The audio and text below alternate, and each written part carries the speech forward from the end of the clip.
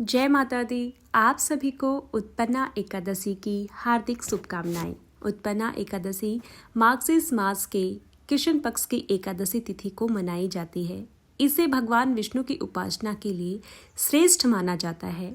धार्मिक मान्यताओं के अनुसार उत्पन्ना एकादशी व्रत का पालन करने से जीवन के सभी पाप नष्ट हो जाते हैं और मोक्ष की प्राप्ति होती है। उत्पन्ना एकादशी के पीछे क्या कथा प्रचलित है, आज हम उसके बारे में जानेंगे। आइए जानते हैं उत्पन्ना एकादशी के दिन कौन सी कथा सुनी जाती है। इस कथा को भगवान श्री कृष्ण अपने मित्र युधिष्ठिर को सुनाते हैं। आइए जानते हैं क्या कहते हैं भगवान।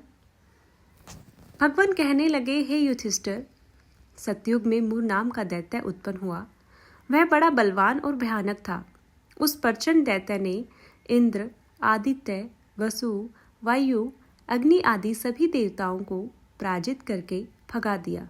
तब इंद्र सहित सभी देवताओं ने भयभीत होकर भगवान शिव से सारा वृत्तांत कहा और बोले, हे कैलाशपति, मुर दैत्य से भयभीत होकर सब देवता मृत्युलोक में फिर रहे हैं। तब भगवान शिव ने कहा, हे देवताओं, तीनों लोकों के स्वामी, भक्तों के दुखों का नाश करने वाले भगवान विष्णु जी की शरण में जाओ। वे ही तुम्हारा दुखों को दूर कर सकते हैं। शिव जी के ऐसे वचन सुनकर सभी देवता क्षीर सागर में पहुंचे। भगवान विष्णु जी के पास जब सभी देवता पहुंचे तो वहां भगवान को शयन करते देख हाथ जोड़कर उनकी स्तुति करने लगे कि हे देवताओं, तुम्हारा स्तुति करने योग्य प्रभु, आपको बारंबार नमस्कार है। देवताओं की रक्षा करने वाले मधुसूदन, आपको नमस्कार है। आप हमारी रक्षा करें। दैत्यों से भयभीत होकर हम सब आपकी शरण में आए हैं।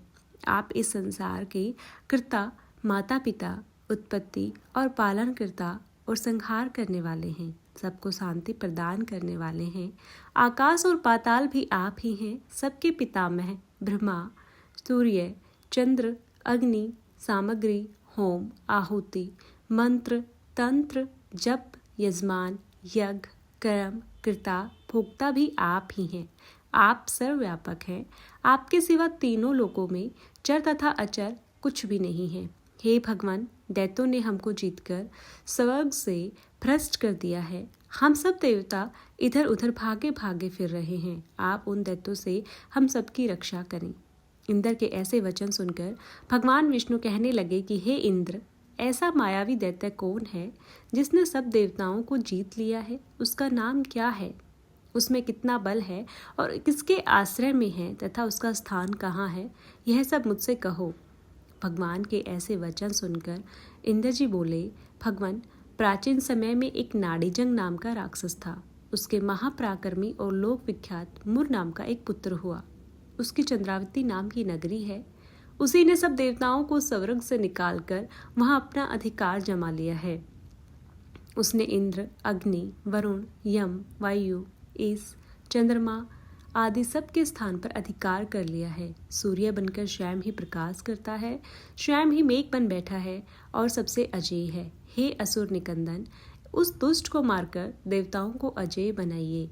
यह वचन सुनकर भगवान ने कहा, हे देवताओं, मैं शीघ्र ही उसका संहार करूंगा। तुम चंद्रावती नगरी जाओ।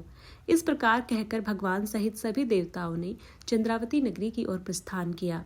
उस समय दैत्य मुर सेना सहित युद्ध भूमि में गरज रहा था। उसकी भयानक गर्जना सुनकर सभी देवता भय के मारे चारों दिशाओं में भागने लगे। जब स्वयं भगवान रणभूमि में आए तो दैत्य उन पर भी अस्त्र शस्त्र आयुध लेकर दौड़े।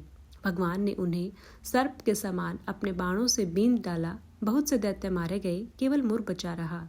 वह अविचल भाव से भगवान के साथ युद्ध करता रहा। भगवान जो भी तीक्ष्ण बाण चलाते वह उसके लिए पुष्प सिद्ध होता। उसका शरीर छिन्न भिन्न हो गया, किंतु वह लगातार युद्ध करता रहा। दोनों के बीच मल्लयुद्ध भी हुआ। 10,000 वर्ष तक उनका युद्ध चलता रहा, किंतु मुर नहीं हारा। थक कर भगवान बद्रिकाश्रम चले गए। वहाँ हेमवती नामक सुंदर गुफा थी। उसमें विश्राम करने के लिए भगवान उसके अंदर प्रवेश कर गए। यह गुफा 12 योजन लंबी थी और उसका एक ही द्वार था। विष्णु भगवान वहाँ योग निद्रा की गोद में सो गए। मोर भी पीछे पीछे आ गया और भगवान को सोया देखकर मारने की उद्यत हुआ। तभी भगवान के शरीर से उज्ज्वल कांतिमय रूप वाली देवी प्रकट हुई। देवी ने राक्षस मोर को ललकारा, युद्ध किया और उसे तत्काल मौत के घाट उतार दिया।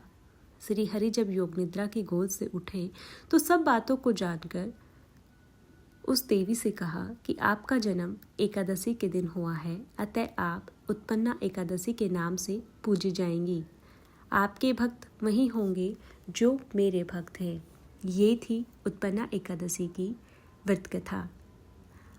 आपको कैसी लगी मुझे कमेंट में ज़रूर बताएं। अगर वीडियो अच्छी लगी हो तो चैनल को like, subscribe, share and comment करना ना भूलें। धन्यवाद।